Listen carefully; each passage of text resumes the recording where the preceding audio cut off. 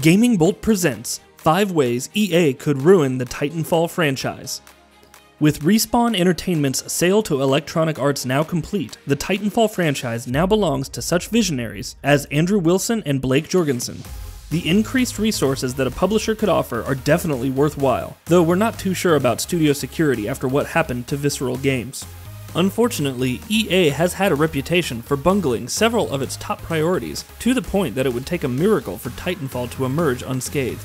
So let's take a look at 5 ways that EA could ruin the franchise. Going open world. Wouldn't it be cool if Titanfall had a huge open world to explore? You could take on all these different side quests, run different speedrunning challenges, maybe test out different titans in the field and participate in epic battles. If anything, it would be a bigger version of Titanfall 2's campaign, but with way fewer limits. Wouldn't something like that be cool? Unfortunately, I thought something like that would have been great for the Mass Effect series. EA and BioWare took feedback and ultimately delivered Mass Effect Andromeda.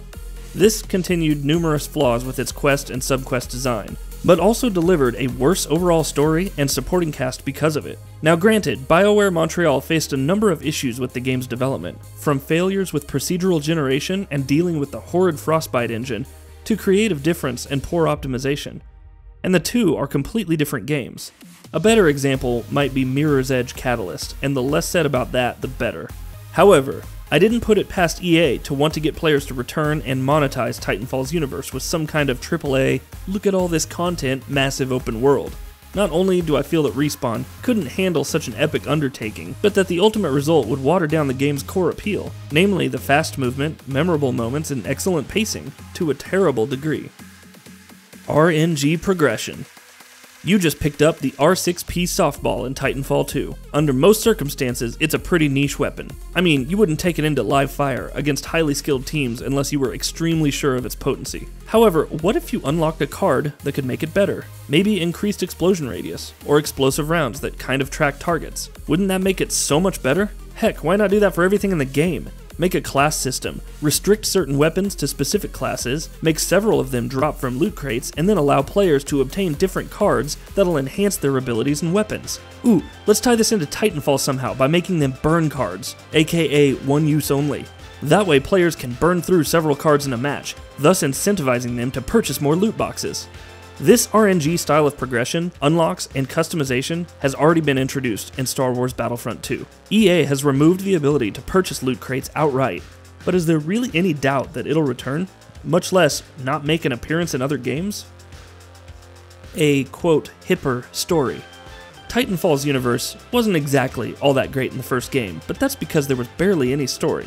Titanfall 2 fixed that right up by not only contextualizing many of the events and settings of the first game, but also by adding a deeply personal story with 2 likable protagonists. The villains were memorable too, never overstaying their welcome, but providing interesting enough fights. It was pretty fun, but of course, this is an EA property now. We have to make Titanfall cool. Look at Destiny with all its stupid emotes. We need to implement that somehow, and you know that it's gonna be an anthem. Just wait.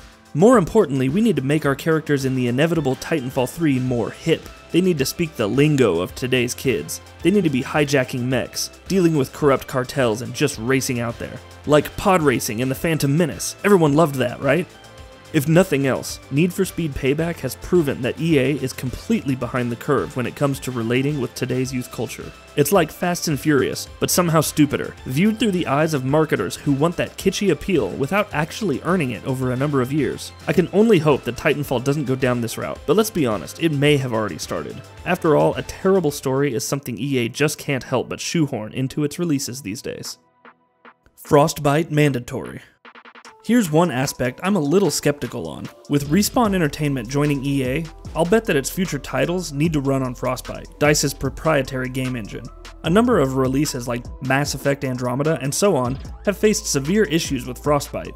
However, there have been a number of non-FPS success stories, like FIFA. That being said, Frostbite has been built for one purpose: high-end visuals in shooter games, and Titanfall seems like the perfect candidate for it. The problem lies in exactly why Titanfall's use of the Source engine is so much better for the game. Not only does it allow for better optimization, but the developer's shown that it's a great fit for the fast-paced, movement-based gameplay. This gameplay is also highly scalable across a number of different PC configurations. Will Frostbite really allow for both of these things?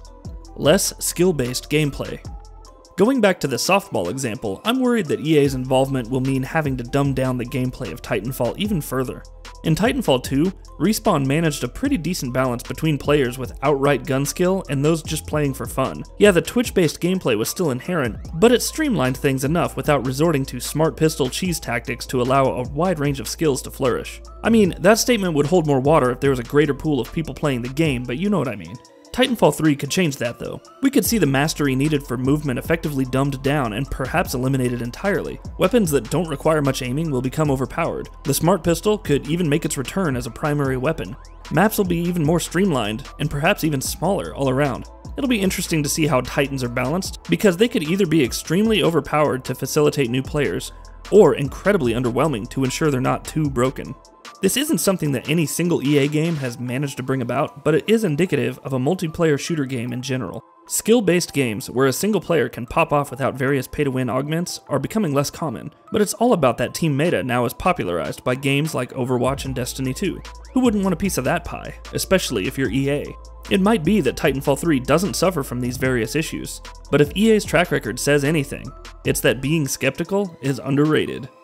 And that'll be about it for this one. If you guys like what we're doing at GamingBolt, please consider subscribing to our channel, and I'll see you guys on the next video.